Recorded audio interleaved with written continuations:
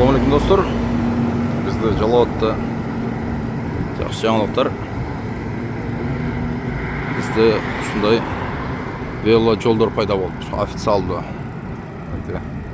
белгилери менен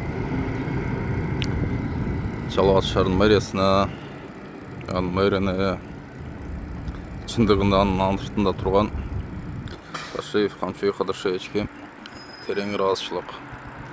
Ушул элдерге шарт түзүп бергенге. Бул негизи Олимпийский көчө. Азыр Роза Азимова болуп калыптыр. Мурдакы Олимпийский. Былтырлары биякта жүрүп, чыгарып, жолго чыгып кеткен үйлөрдү